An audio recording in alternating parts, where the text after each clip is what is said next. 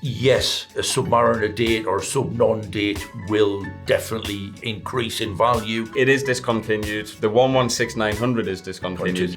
Crock of Probably the people trying to sell us watches at a massive price, which it was 18 months ago. The ADs have become very, very full of themselves. Rolex Pepsi, do you see it being discontinued and going up in price? But I think it's just, again, Rolex hype.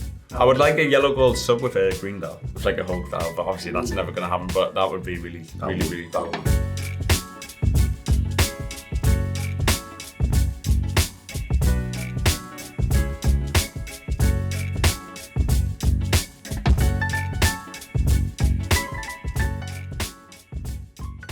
So good morning, YouTubers. Today we're responding to your Instagram questions. For the regular viewers, you might see a little bit of a change in scenery. We're in our new office. It's not my spare bedroom because my spare bedroom's not this tidy. It actually looks a little bit like Josh's spare bedroom. Exactly. Not that I've been in Josh's spare bedroom, but I imagine it to be very tidy. Kicking off today, what is the fastest selling Rolex today? Fastest selling Rolex for me, I would probably say, is a Datejust 41. 41. So Datejust 41. Yeah, smooth or fluted. Or Submariners. Yeah. Smooth is for price point. Fluted, and when you get into the interesting dials, are for people that, have a little bit more coin. The sports Rolexes will always sell, but I think we're both in agreement. 41 is by far the best selling. People love Azure Blue, Roman. We've all got our favourite. It's personal preference. Mint green for me, probably. Very good seller at the moment. So next question is, what watch do you think is interesting but off the beaten track? Not Rolex, AP, Patek or Vacheron? Good question. I think the best brand for me at the minute is one of the oldest brands is Cartier. I'm always going to go back to Cartier, maybe with a little bit of Panerai. They are my two favourite brands. The Santos, for me, is the epitome of classic. Tank will always be male, female, in between, however you want to put it.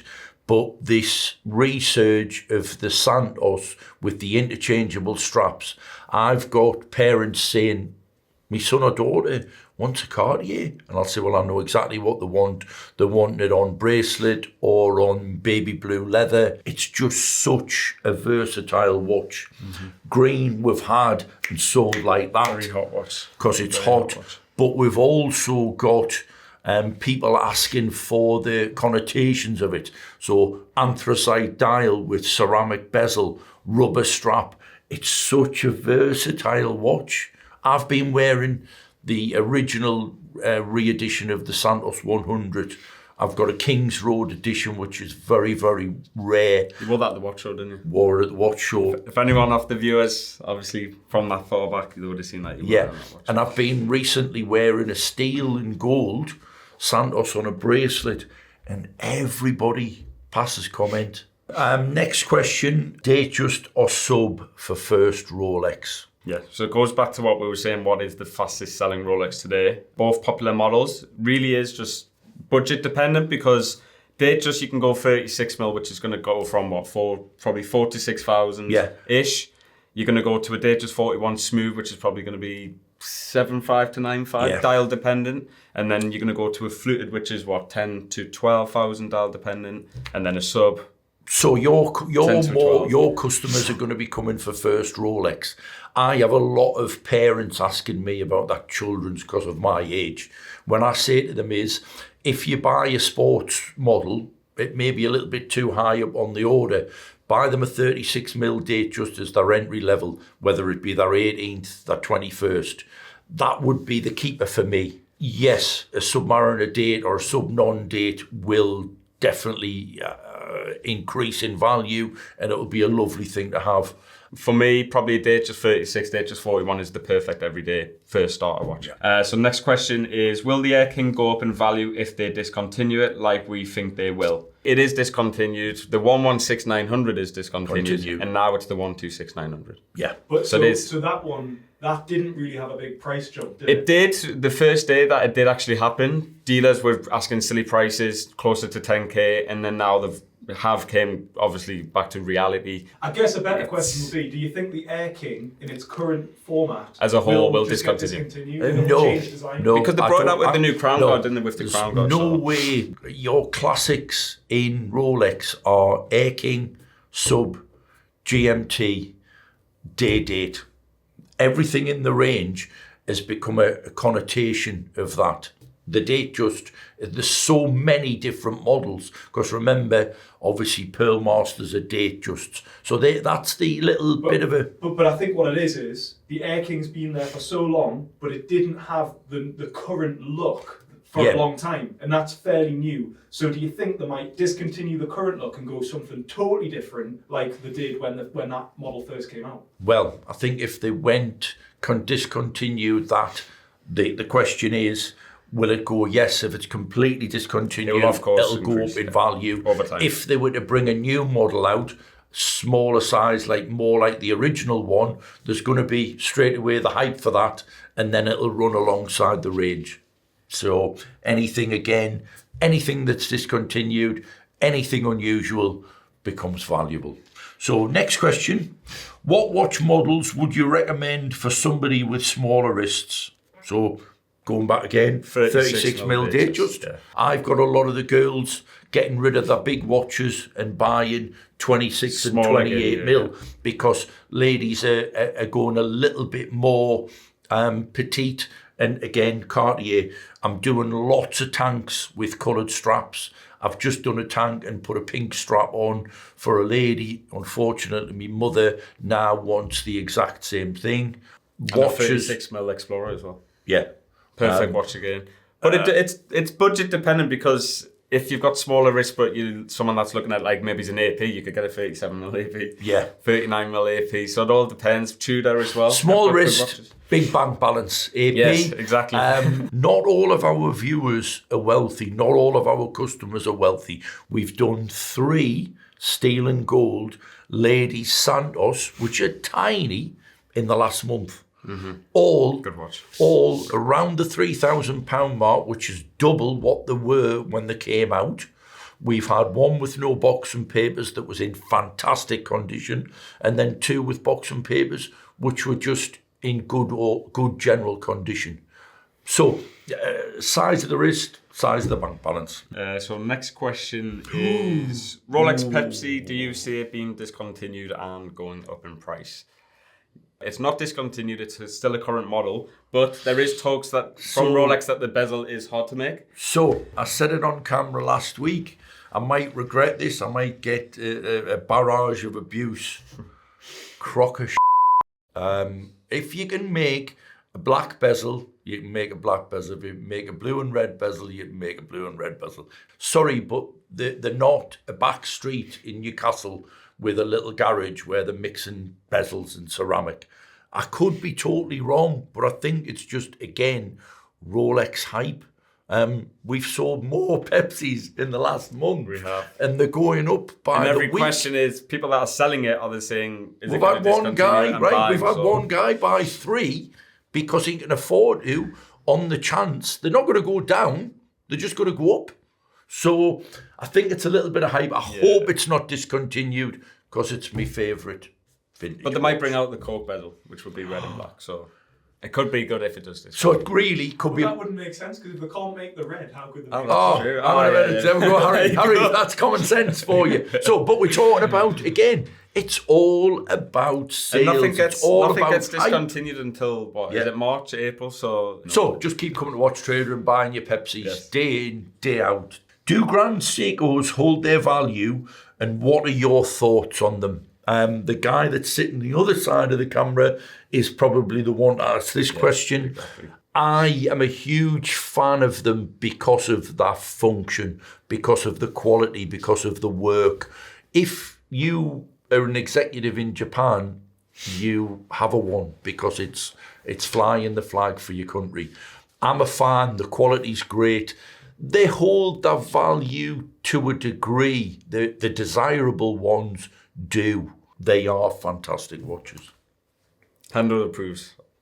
Off the Grand Seikos. Same, yep. So next question, what benefits of sending a Rolex watch to a Rolex for a service versus sending it to a local dealer? I'll let the man himself, the watchmaker. Well, the first thing that. is pocket. They only benefit because I sometimes think if you take your car to your local garage and you get a relationship with the guy, he looks after you. People get very nervous about leaving their watches for repair or service. And I'm very particular about how we look after them and the service that we give. When they go to Rolex, they're just a number in the system. The only benefit, and this is fact, is that if you have a watch that has no original box and papers and you send it to Rolex and you get a service card, that is the benefit of sending it to Rolex. But if your Rolex is serviced by ourselves or another independent and you have your receipt, your paperwork, that explains itself. Again, but it's cheaper and it's faster as well. It's cheaper and faster. Yeah. People sometimes drop a watch in on Monday morning and ring me on Wednesday and say, how's my watch getting on? It takes 5 days to test a watch.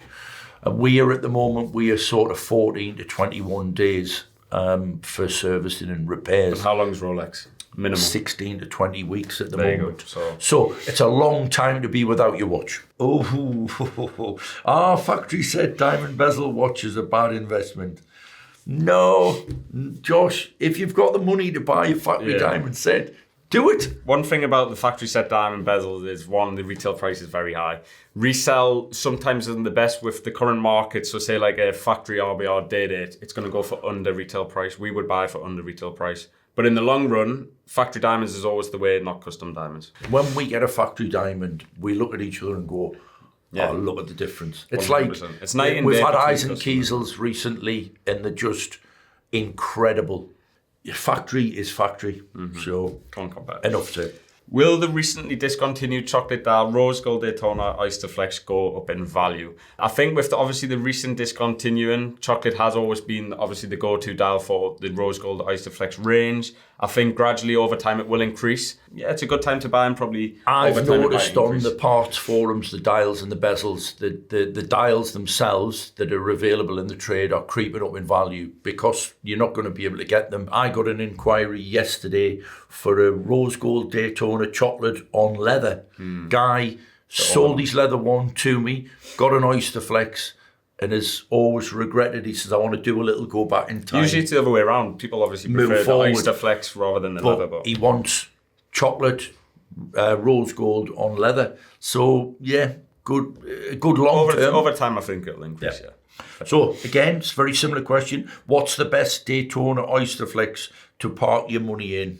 Again, it's Big obviously bucks budget, meet your right. yes, exactly. Big bucks meet your right. Yes, meet But your right. I'm a fan of the Ghost. I think white gold Ghost is a stealth wealth, good sleeper watch. I think overall the Ghost is probably the best value, best looking, and best long term money wise. I think as a watch, 100%, which is the silver dial white gold configuration. And we're straight into another topical one because as soon as the word discontinue gets mentioned, will the Starbucks get discontinued? How long did the Hulk run for? 10 years.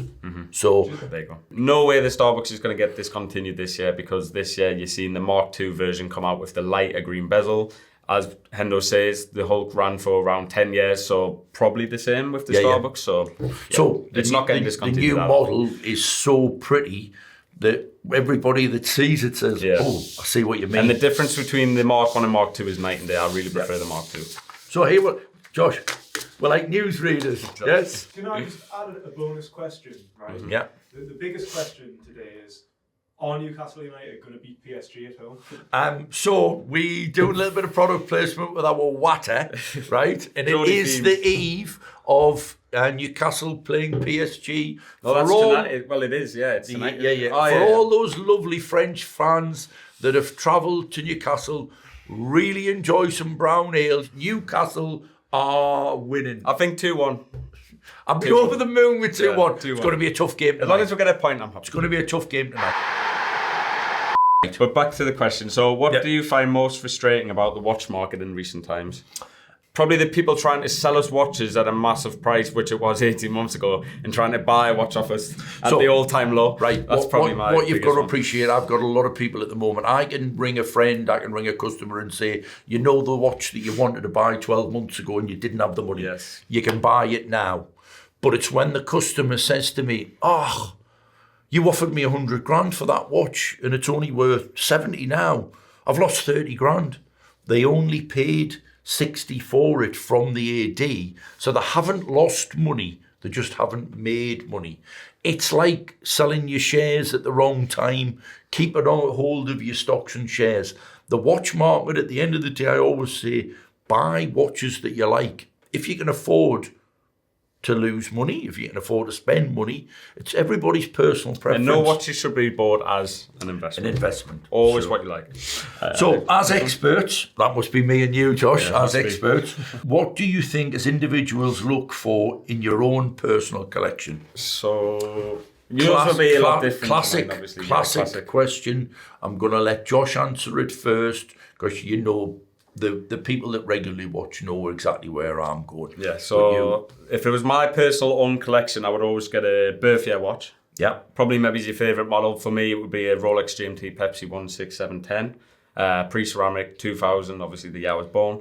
An everyday watch, something steel, doesn't have to be expensive, doesn't have to be Rolex, just something that you can wear every day and you feel comfortable with. And probably one watch that's maybe a bit more expensive, maybe it's a precious metal, steel and gold, or full rose, full yellow gold, depending on obviously the budget. But yeah, I would have the three watches, one that's sentimental, which would be the birth year, an everyday watch, which is obviously comfortable, and then a special watch that you go out. So for me, I always say your watch collection should consist of a sports Rolex, Explorer for me, or GMT, but a Mega Moon watch is a must. Jaeger Reverso is a must.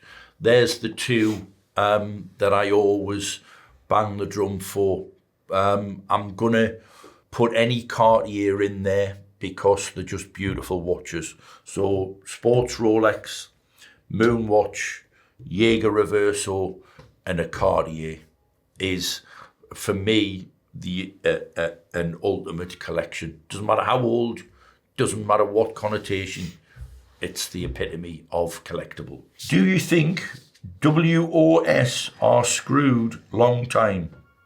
Or will they just get poorer allocations? So this is a reaction to Rolex, which have bought Bucherer, which is one of the biggest ADs that they've been working with for a long time. And now people are wondering, okay, is that going to affect the other stores like Goldsmiths, Mappin and Webb, Watches of Switzerland, in terms of, are they going to get worse allocations, worse watches? Do you think they should be worried? Is it going to affect the market? I think the watch game will evolve into Rolex controlling the market as much as they possibly can. Yeah, that's what I think. Because of recent times, I think the ADs have really tarnished Rolex's reputation. We sit down with gentlemen, women, families, and they say, oh, it's really nice.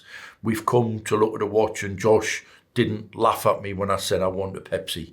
Didn't laugh at me when I said I wanted a Batman. The ADs have become very, very full of themselves, or for want of a better word. They aren't all high and mighty. At the end of the day, we're all just shopkeepers, whether we're selling a £1,000 watch or a £10,000 watch. The next question, Rolex release predictions for next year. I think it's the obvious one, but everyone wants to see like black ceramic bezels on Daytonas, full precious metals. Yeah, I think the Daytona, we need to see some wows. We need to have a little bit of... Is there any anniversary years next year? No, anniversary years, no, I don't think so. Rolex tend to be very good at is they identify the watch that has the least hype around it in their range. And builds For it example, the Oyster Perpetual, which nobody would be talking about before 2020, and then to do something so significant, now it's the makes hottest that watch. the hottest. So you have to maybe look at what's the least popular range. Probably like Explorer at the moment. Maybe expect something exciting. I would like a yellow gold sub with a green dial. With like a Hulk dial, but obviously that's never going to happen. But that would be really cool. That would be a cool one. Or I wonder if we'd ever see like a rose gold GMT on a Jubilee. Yeah, that would be like with the a new root Jubilee. beer Yeah, that would be cool. I just hope that they bring something out that uplifts the models as a whole, because the past few years I think people have been disappointed as such. That's what I'd like to see: a full different range, different colour bezels, dials, things like that, configurations. There we go. So that's the end of the questions. So it's good night from me. Good night from me.